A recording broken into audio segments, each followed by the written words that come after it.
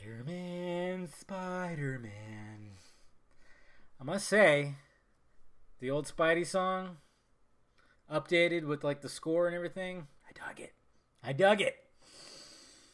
But did I dig the movie?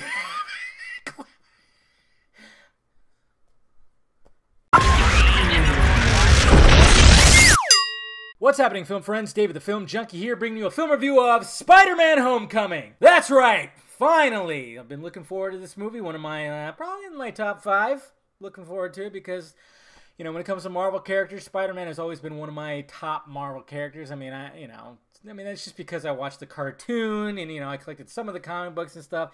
I mean, since then, you know, I fell in love with Deadpool, which needs to happen, Fox, okay? Sony, Marvel Studios, get your shit together. We need to see that, but that's besides the point. Spider-Man Homecoming, of course, stars Mr. Tom Holland, Robert Downey Jr., Jon Favreau, Michael Keaton. Yeah, we got Marissa Tomei.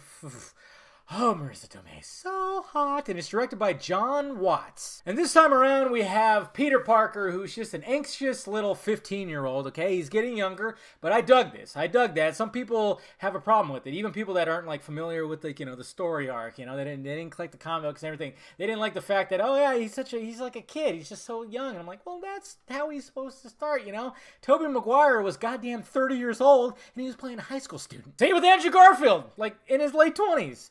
But then we got Tom Holland, who's like 20 years old and looks young as shit. So it really worked out. And I really dug Tom Holland in Captain America Civil War. Like, he impressed me, just like a lot of other people. I felt more of a Spidey vibe from him than I got from the other two.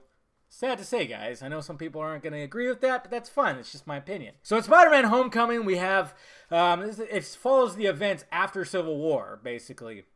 And we got Peter Parker, who just really wants to prove himself. He wants to prove himself to Tony Stark to be an Avenger. So he's constantly trying to, he's going out at night. He's anxious when he's in class. He wants to just go out and just, you know, stop crime from being committed in his fair city. And he's just waiting for Tony Stark to give him the word to go on that next Avengers mission. But of course, he's got to earn it. He's got to earn it a little bit. And then we got the Vulture. We got Michael Keaton, who works for, well, you kind of already know what's going on. I'm not going to give away any spoilers. I'll do a spoiler review over the weekend. But yeah, we got Michael Keaton, who I guess you could say leads the damage controller. You know, that's part of the story arc, like, that's in the comic book, which I thought was actually pretty cool. They could probably do a whole series on just like damage control, which I guess was similar to Powerless that DC tried to do, which they put on NBC for some reason when, yeah, of course it got canceled because it's NB-fucking-C. He's a little pissed off, that Michael Keaton. So, of course, they get some of that technology that was from the first Avengers fight, some of that alien technology. So we got the Shocker,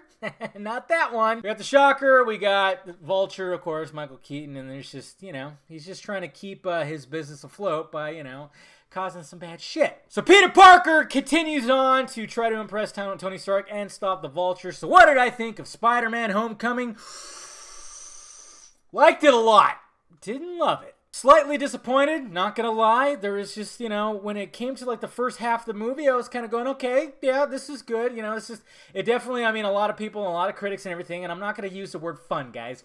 Fuck that. A lot of critics are also saying, oh, it's got the John Hughes vibe and everything. I mean, it kind of does, especially, you know, it's got some 80s music that they injected in there, which is kind of strange because I don't know do kids actually listen to 80s music now? I mean, what the hell? But it's got that teen drama-ish vibe. It does have that, and it's shot fairly well, and I love the fact that they did that. I love the fact that we're going to see a lot of Peter in high school struggling with, you know, being a 15-year-old, being super smart, and then also having the secret, you know, and then, of course, he's got just, like, raging hormones and everything like that. I like the fact that they're doing it. What I really dig about Spider-Man Homecoming was just, it's Tom Holland. One thing I didn't like about the Tobey Maguire Spider-Man was he didn't talk enough. You know, Spider-Man is a talker. He's always talking when he's fighting. He's doing everything. He's always talking, and Tobey Maguire's Spider-Man didn't really do it. Andrew Garfield's Spider-Man did it a lot more, but I think Tom Holland's Spider-Man just is talking way too much because he's just an anxious kid, and he just really grasps a character, and that's why I said in my first reaction review, he is my favorite Spider-Man right now.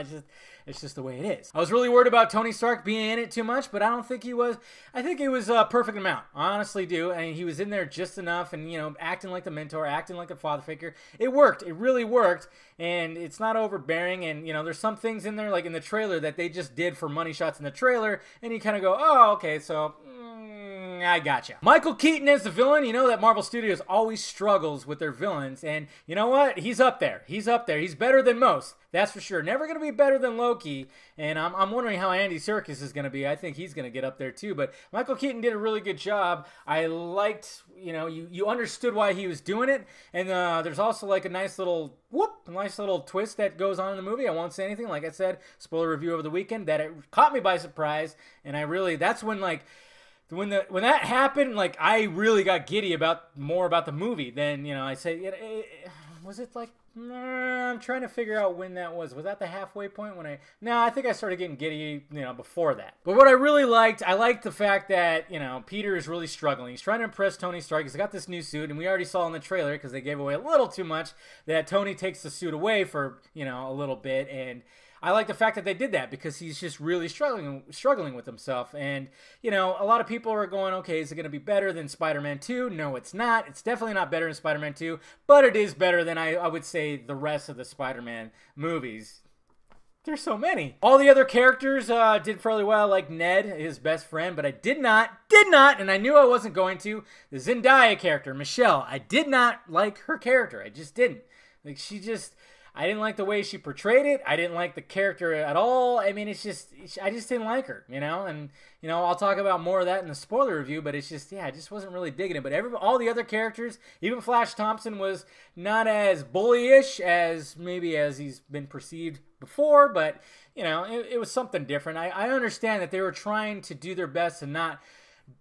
They were really doing their best to be like, okay, we can't talk about Uncle Ben, we can't talk about this, we can't talk about that. They've talked about it like this forever. There's a lot of that, but I really want them to dive into that in the next one. I really do. I mean, we know what happened to Uncle Ben, but I want to see what happened. I want to see some of that. I want to see some of that dramatics. I want to see some of the other stuff, the spider bite. I mean, they could just kind of just go back to it a little bit, but they were actively trying to not reference some of the stuff that was really referenced in the previous movies. So overall, I liked it a lot. I definitely will see it again. I just didn't love it. And am I going to put it on the favorite wall of 2017? Yes, I am. Slightly disappointed, but overall, the movie, it had its funny moments, had many moments where I was like, oh, that joke missed. But overall, I like the characters. I really like Tom Holland as Spider-Man. I like the Tony Stark mentor thing. It wasn't overbearing. I didn't think it was too much or anything. Maybe it was a little too much with Happy, Jon Favreau. Maybe just a little bit too much with him. But overall, I dug it. I dug the villain. I dug most of the movie. I mean, I did. I liked it a lot. Just didn't love it. Was hoping that it was going to be, I just was hoping I was going to walk out of there just loving the character. But I like how they kept him contained. I like how they kept the character contained. It wasn't like he was flinging through New York City big time. He was more like in the suburbs, more like in Brooklyn and everything. I really dug that. I really like that he's struggling to try to master his own, and he's always just like, oh, what do I do? And, he's a kid. And I really dug what they did with that aspect of the character. So here you have it, guys. That is my film review of Spider-Man Homecoming. Let me know if you saw it down below in the balls area and what you thought about it. Please hit that thumbs up button if you'd be so kind. Subscribe to this channel. Subscribe to the other channel too. Follow me on the social media stuff floating above my head. All right. I'll talk to you later.